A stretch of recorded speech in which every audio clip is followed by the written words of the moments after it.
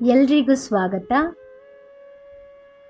ನಮ್ಮ ಹಿಂದೂ ಧರ್ಮದಲ್ಲಿ ತುಳಸಿ ಗಿಡಕ್ಕೆ ವಿಶೇಷ ಮಹತ್ವವಿದೆ. ಇನ್ನು ಸಾಮಾನ್ಯವಾಗಿ ಪ್ರತಿಯೊಬ್ಬರ ಮನೆಯ ಮುಂದೆ ತುಳಸಿ ಗಿಡ ಇರುತ್ತದೆ. ತುಳಸಿ ಗಿಡವನ್ನು ಲಕ್ಷ್ಮೀ ದೇವಿ ಸ್ವರೂಪ ಎಂದು ಹೇಳುವುದರಿಂದ ಸಾಕಷ್ಟು ಮಹತ್ವವನ್ನು ತುಳಸಿ ಗಿಡ ಹೊಂದಿದೆ. ಧಾರ್ಮಿಕವಾಗಿ ಅಷ್ಟೇ ಅಲ್ಲದೆ ಕೂಡ ವೈಜ್ಞಾನಿಕವಾಗಿಯೂ ಸಾಕಷ್ಟು ಮಹತ್ವ ಹೊಂದಿದೆ. ತುಳಸಿ ಗಿಡವನ್ನು ಆರಾಧನೆ ಮಾಡುವುದರಿಂದ ಸಾಕಷ್ಟು ಉತ್ತಮ ಫಲಗಳನ್ನು ಪಡೆದುಕೊಳ್ಳಬಹುದು. ಹಾಗೂ ತುಳಸಿ ಗಿಡಕ್ಕೆ ಸಂಬಂಧಿಸಿದಂತೆ ಕೆಲವೊಂದು ತಪ್ಪುಗಳನ್ನು ಮಾಡಬಾರದು. ಇದರಿಂದ ಅನೇಕ ಸಮಸ್ಯೆಗಳು ಎದುರಾಗುತ್ತವೆ. ಜೊತೆಗೆ ಭಗವಾನ್ ಶ್ರೀಕೃಷ್ಣನಿಗೆ ತುಳಸಿ ಗಿಡ ಬಹಳ ಇಷ್ಟವಾದದ್ದು. ತುಳಸಿ ಇಲ್ಲದೆ ಕೃಷ್ಣ ಯಾವ ಪ್ರಸಾದವನ್ನೂ ಸ್ವೀಕರಿಸುವುದಿಲ್ಲ.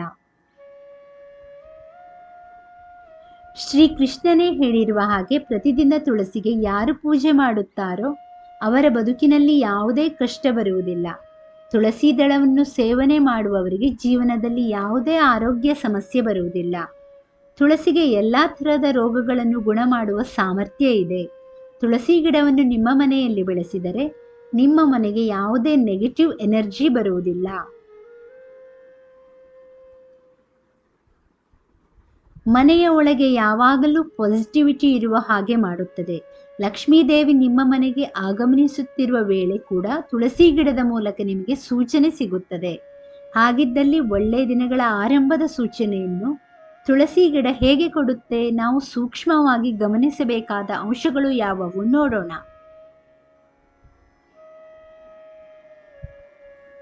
ಮೊದಲಿಗೆ ಸ್ನೇಹಿತರೆ, ಒಂದು ವೇಳೆ ನಿಮ್ಮ ಮನೆಯಲ್ಲಿ ಇದ್ದಕ್ಕಿದ್ದ ಹಾಗೆ ತುಳಸಿ ಗಿಡ ಒಣಗುವುದಕ್ಕೆ ಶುರು ಮಾಡಿದರೆ ಅದು ಅಶುಭ ಅಂತ ಪರಿಗಣಿಸಬೇಕು.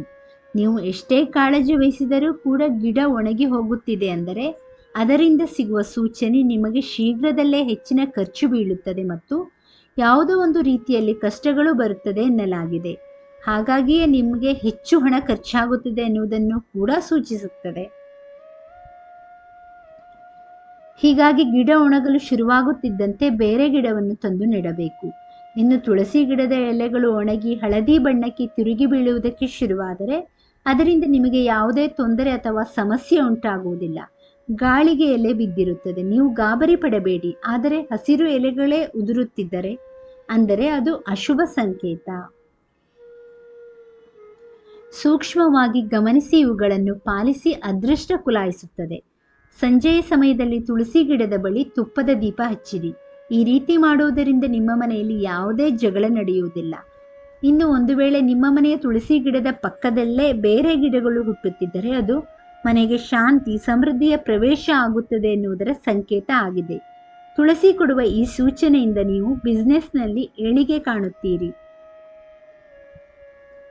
ನಿಮಗೆ ಮುಂದೆ ಒಳ್ಳೆಯದಾಗುತ್ತೋ ಕೆಟ್ಟದ್ದಾಗುತ್ತೋ ಎನ್ನುವುದನ್ನು ತುಳಸಿ ಗಿಡದಿಂದ ಮೊದಲೇ ಗೊತ್ತಾಗುತ್ತದೆ.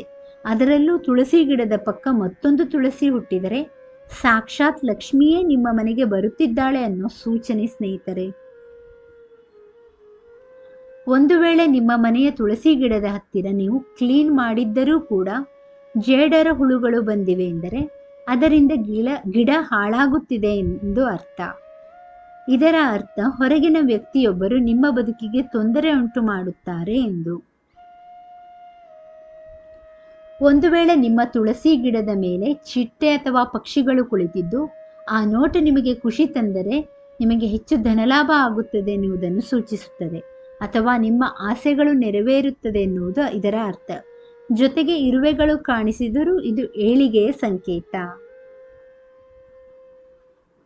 ಹಾಗಾಗಿ ಮನೆಯ ಮುಂದೆ ಹಾಕಿರತಕ್ಕಂತಹ ತುಳಸಿ ಗಿಡವನ್ನು ಬಹಳ ಜೋಪಾನವಾಗಿ ನೋಡಿಕೊಳ್ಳಬೇಕು. ತುಳಸಿ ಗಿಡ ಇರುವ ಮನೆಯಲ್ಲಿ ಮಾಂಸಾಹಾರ ಮದ್ಯಪಾನವನ್ನು ಮಾಡಲೇಬಾರದು. ಇದು ತುಳಸಿಯ ಕೋಪಕ್ಕೆ ಕಾರಣವಾಗುತ್ತದೆ. ತುಳಸಿ ಗಿಡ ಯಾವತ್ತಿಗೂ ಶುದ್ಧವಾದ ಸ್ಥಳದಲ್ಲಿ ಇರಬೇಕು. ಅಶುದ್ಧವಾದ ಸ್ಥಳಗಳಲ್ಲಿ ತುಳಸಿಯನ್ನು ನೆಡಬಾರದು. ತುಳಸಿಯನ್ನು ನೆಟ್ಟಿರತಕ್ಕಂತಹ ಪ್ರದೇಶವನ್ನು ಬಹಳ ಅಚ್ಚುಕಟ್ಟಾಗಿ ಇಟ್ಟುಕೊಳ್ಳಬೇಕು.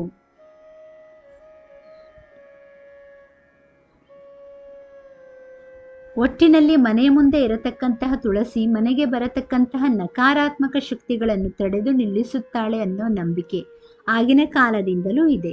ಹೀಗಾಗಿ ಮನೆಯ ಮುಂದೆ ಸಾಕ್ಷಾತ್ ಲಕ್ಷ್ಮೀದೇವಿ ಇದ್ದಾಳೆ ಅನ್ನೋ ಮನೋಭಾವದಲ್ಲಿ ತುಳಸಿಯನ್ನು ಬಹಳ ನಾಜೂಕಿನಿಂದ ನೋಡಿಕೊಂಡು ಭಕ್ತಿಯಿಂದ ಒಳ್ಳೆಯ ಮನಸ್ಸಿನಿಂದ ಪೂಜೆಯನ್ನು ಸಲ್ಲಿಸಿದ್ದೇ ಆದಲ್ಲಿ ನಿಮಗೆ ಮಾತೆ ಮಹಾಲಕ್ಷ್ಮಿಯ ಅನುಗ್ರಹ ಆಗುತ್ತದೆ.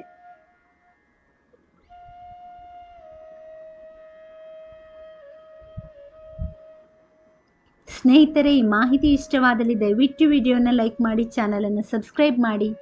ಕೇಳಿದ್ದಕ್ಕಾಗಿ ಧನ್ಯವಾದಗಳು. Thank you for watching. Please like, share and subscribe to Ayushvani.